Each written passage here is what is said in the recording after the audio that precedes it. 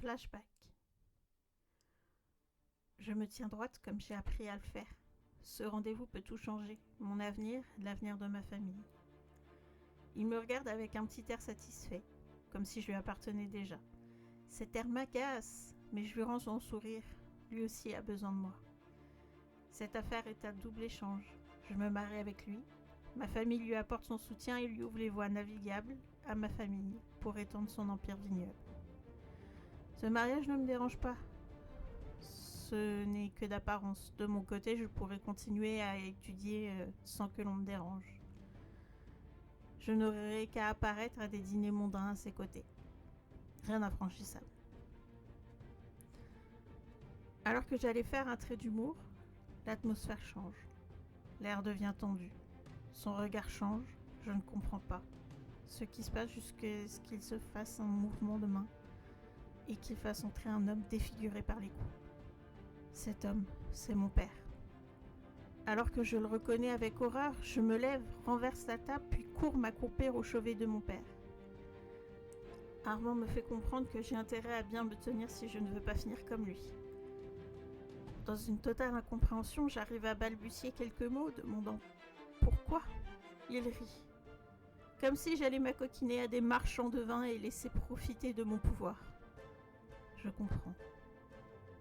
Il n'a jamais voulu honorer sa part du marché. La seule chose qui l'intéresse, c'est la notoriété de ma famille. Si tu te tiens correctement, tu vivras bien, me dit-il dans un sourire en sirotant son vin. Présent. Je marche dans une ruelle de la basse ville. Vêtue de noir, je vérifie que la capuche cache bien mes cheveux argent. Je marche vite. Je sais que je suis suivie, mais j'ignore par combien d'hommes. Au détour de la rue, je me pose dans un renfoncement et j'attends en silence, contrôlant ma respiration. Le voilà. Je l'attrape par le bras et le bloque contre un mur, une lame sur sa gorge, l'empêchant de faire tout mouvement. Il est seul. Son contrat était de me suivre pour trouver mon repère et revenir me faire la peau. Pourquoi ? Parce que je suis devenue l'une des meilleures mercenaires. Ce qu'il ne sait pas, c'est que je n'ai jamais voulu de cette vie, qu'elle m'a été imposée. Je lui tranche la gorge avant de me remettre en marche. On m'attend. J'arrive et m'assois à la droite de la tête de table, ou trône une chaise à l'envers, dans le noir. Nul ne peut voir celui qui est assis. Il n'a confiance qu'en très peu de personnes, j'en fais partie. Après tout, il m'a recueilli et m'a tout appris durant toutes ces années. La réunion va commencer. Nous sommes 12 à sa table. C'est généreux. Chacun gère un secteur ou a une capacité spécifique, comme moi, l'assassin de la troupe. À l'ordre du jour, les mouvements révolutionnaires que nous allons mener contre la haute cité. Des mines à faire sauter, des marchands à faire chanter, d'autres à essayer de convaincre. Mon action sera discutée plus tard, quand nous serons entre nous, avec lui et Ilias. Lui aussi est dans la confidence. Nous avons mené de nombreux combats ensemble. On peut dire que je lui fais moyennement confiance. Il n'y a que lui qui a mon entière confiance et qui sait tout de moi.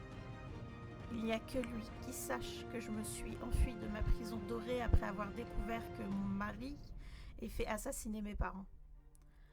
Malheureusement pour lui, il n'a pas pu toucher l'argent et la propriété de mes parents. Ils ont été intelligents, peut-être ont-ils senti venir la chose. En tout cas, je suis la seule héritière et je ne pourrai toucher à l'argent qu'à mes 35 ans. C'est ce qui m'a laissé le temps de programmer ma fuite, loin de cet tortionnaire. Lucie ? Il me sort de mes souvenirs et me fait revenir au présent. Il me parle de ma prochaine cible, qui a fait un emprunt et n'a pas remboursé. Qu'on se comprenne, pas à nous, mais à lui, Armand. Mon but de faire sortir l'homme de la ville discrètement. Il n'est pas encore l'heure de s'en prendre à Armand, me dit-il. C'est trop tôt. J'acquiesce. Ma mission se passera demain. Le lendemain. La mission est simple. Je l'ai faite des dizaines de fois. Je récupère le monsieur et sa famille. Nous passons par les égouts, direction le port, où un petit embarcadère les récupère, direction la région voisine. Pour le moment, tout se passe bien. L'homme est accompagné de sa femme et de son bébé en écharpe. Tant que le marmot moufte pas, moi ça me va. Nous arrivons exigus. Évidemment, ils font la grimace. Et vient le moment où je dois leur réexpliquer que nous n'avons pas le choix pour ne pas se faire repérer. Lassitude quand tu nous tiens. Mais enfin, je me dois de rester sur mes gardes. Ce n'est pas n'importe qui le méchant. Et il y a des gardes qui lui sont loyales partout. D'ailleurs, alors que nous arrivons au port, un groupe de gardes se trouve devant nous. Je les laisse cachés par la pénombre, je prends de la vitesse et me cache derrière des caisses proches d'eux.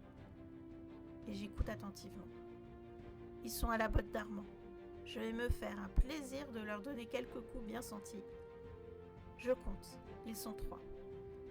Je jette en premier un couteau qui se fiche dans la gorge de l'un d'eux. J'attrape le deuxième et lui fais une prise de voltige où je lui brise la nuque pendant que le troisième a le temps de sortir son épée et me tient maintenant en joue. Je me relève doucement, sors une dague d'une de mes cachettes et on s'engage dans un combat. Cela s'engage plutôt mal.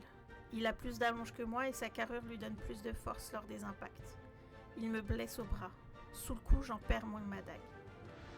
Prise au dépourvu, j'évite ses coups sans riposter, puis je vois enfin une ouverture. Je la saisis, je prends un de mes shurikens et lui plante dans l'œil. J'appuie de toutes mes forces, l'enlève et lui tranche la gorge. Ma blessure est assez grave. J'enlève mon écharpe et fais un garrot comme je peux. Ensuite, je fais signe à la petite famille, complètement terrifiée, qu'elle peut me rejoindre et enfin monter sur son bateau. Alors je leur souhaite un bon voyage. La femme prend ma tête, la baisse et m'embrasse sur le front et me donne une bénédiction. Surprise, je la regarde, les yeux ronds, puis m'efface dans le noir alors que l'aube commence à faire naître ses premières rayons. Quelques jours plus tard, alors que j'étais dans son bureau à parler des différentes mises en place à faire pour les mouvements, une explosion se fait ressentir. D'où venait-elle ? Personne n'était capable de nous le dire sur le moment. Je sortis de notre base en passant par la taverne, mélangée par la foule présente. C'était la boulangerie, non loin d'ici. Celle de l'homme que j'ai fait passer il y a quelques nuits. Était-ce un message ? Un geste de colère ? Venant d'Armand, tout m'était envisageable. Tant qu'il ne savait pas que c'était nous qui nous étions en sécurité.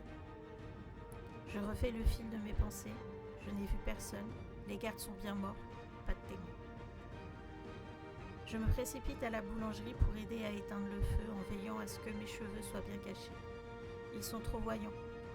Les marques de ma famille. Si un agent d'Armand me repère, c'en est fini de moi. Une fois le feu éteint, je me dirige à nouveau vers la taverne quand j'aperçois un visage inconnu sur un cheval. Une femme, à la longue chevelure, d'un regard qui me paraît me transpercer. Je me fiche quelques secondes, puis reprends mon chemin, comme si je savais où j'allais. Il n'en était rien. Ce regard m'a sondé, je le sais, je l'ai senti en moi. Qui est cette femme ? À la nuit tombée, je sors. La nuit m'a toujours calmée, puis c'est là que j'excelle. Alors que j'erre sans but dans la ville, je sens une présence. Elle me suit. Cela fait quelque temps déjà. Elle n'a pas l'air menaçante pour le moment.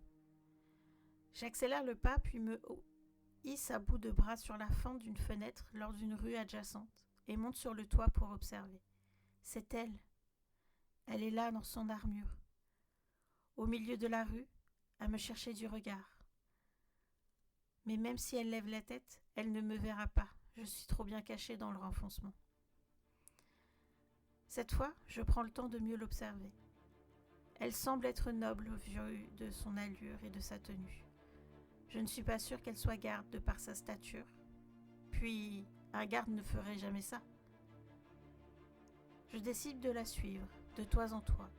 Elle me guide vers la haute ville. Je reconnais ces lieux. Je reconnais ces rues. Et alors que je m'appuie sur une cheminée en face d'une maison que je connais par cœur, je vois cette femme entrer chez Armand Paid. Pourquoi ? est la première question qui me vient à l'esprit. Puis, qui ? Qui est-elle pour lui ? Pour moi ? M'a-t-elle reconnue ? Est-ce pour ça qu'elle m'a suivi ce soir ? Trop de questions m'agitent. Je dois partir d'ici, c'est dangereux. Je retourne en Basse-Ville. J'y retrouve son odeur, sa chaleur, ses bruits qui me bercent et me rassurent. Je dois en apprendre plus sur elle. Je dois aller le voir. Je me dirige vers notre base pour avoir une discussion avec le maître. Les révélations. Je lui parle d'elle, de son regard dans la rue, du fait qu'elle m'ait suivi. Ses yeux sont perçants. Il ne semble pas inquiet. Je ne comprends pas sa réaction. Puis il m'avoue, cette femme est la seule d'Armand. Elle me cherche pour me ramener à lui comme les autres. Elle est sur ma piste depuis quelques semaines déjà, mais ces hommes ont réussi à l'éloigner de moi. Je tombe sur ma chaise. Je ne sais que dire. Que faire? Sa sœur. Alors que le souvenir de son regard me réchauffe le cœur, alors que j'ai envié son allure, c'est sa sœur. Des jours passent, les nuits passent et je ne suis obsédée que par son regard. Il faut que je la revoie. De toute évidence, elle me cherche aussi. Et on ne fait que jouer au chat et à la souris ces derniers temps, échangeant les rôles de temps en temps. J'en ai marre, je veux avoir une discussion avec elle. Alors que ce matin, c'est elle qui me suit, je la guide vers un endroit que je connais par cœur. Désert, entouré de nos hommes si le besoin se fait sentir. Sans faire attention ou sans le savoir, elle me suit dans mon piège. Je disparais une minute, le temps de bien me positionner. Elle semble perdue. Puis je me place devant elle. Je relève ma capuche, faisant apercevoir mes cheveux argentés. Et au lieu de voir de la haine dans son regard, c'est de la joie que j'y vois. Cette femme va me rendre folle. Elle m'explique qu'elle me cherche depuis des semaines pour faire tomber son frère, pour ce qu'il m'a fait à moi, à ma famille, sans parler des autres. Elle déblatère sans s'arrêter, ne serait-ce que pour reprendre sa respiration. Sa joie de me retrouver, enfin, tout allait s'arranger, disait-elle. Le malheur qu'il causait allait enfin s'arrêter. Je ne comprends pas. Cela doit se voir sur mon visage car elle s'arrête enfin de parler et me dit « Tu ne comprends pas. Toutes ces années, je n'ai vécu que sous sa haine et sa soi-disant bonté. Puis quand tu es parti, tu l'as déstabilisé. Il m'a enfin laissé tranquille et j'ai pu enquêter sur lui avec des hommes de la royauté. Il nous fallait que toi pour l'arrêter. Ton témoignage !» Alors là, c'est le pompon. Mon témoignage.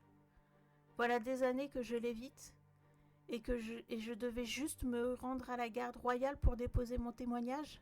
Je n'y crois pas. Elle ne connaît pas la dure réalité de la vie. Je ne réponds rien. Le silence s'éternise. Mes yeux se fixent sur ses lèvres qui en ont tant dit. Cela pourrait être vrai, espérais-je dans un moment de folie. Mais je sais que je n'arrêterai cet homme et sa folie qu'une fois ma dague plantée dans son cœur. Je lui réponds doucement que nous ne vivons pas dans le même monde, mais que s'il en avait été autrement, peut-être aurais-je pu la croire. Je dépose un baiser sur sa joue tendrement et m'enfuis comme une lâche, ayant peur de ce que je pourrais dire ou faire face à cette réalité que mon cœur aimerait tant. Il est l'heure. Je débarque furibond dans les bureaux du maître, m'exclamant que je ne veux pas attendre une minute de plus, que ce Paid doit maintenant payer tout ce qu'il nous a fait. À mes yeux et mon visage, il n'est pas difficile de comprendre que je suis sous le choc et très énervée. Par ses gestes, il m'invite à m'asseoir calmement et respirer pour retrouver mes esprits. Je lui explique tout, mes sentiments à demi avoués à moi-même, cette femme, ce qu'elle m'a dit.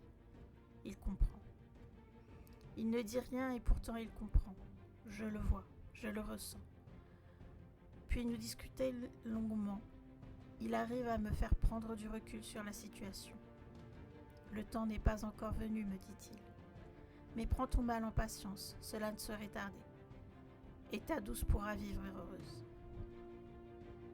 Mais ma tête ne pense qu'à une seule chose, si elle me pardonne. Il me donne une mission pour me changer les idées, soi-disant. Un échange important doit avoir lieu entre Armand et un homme. Des informations qui pourraient nous nuire. L'homme est ma cible.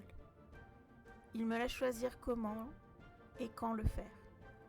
Bien sûr, le plus tôt serait le mieux. Mais j'ai une idée en tête. La cible.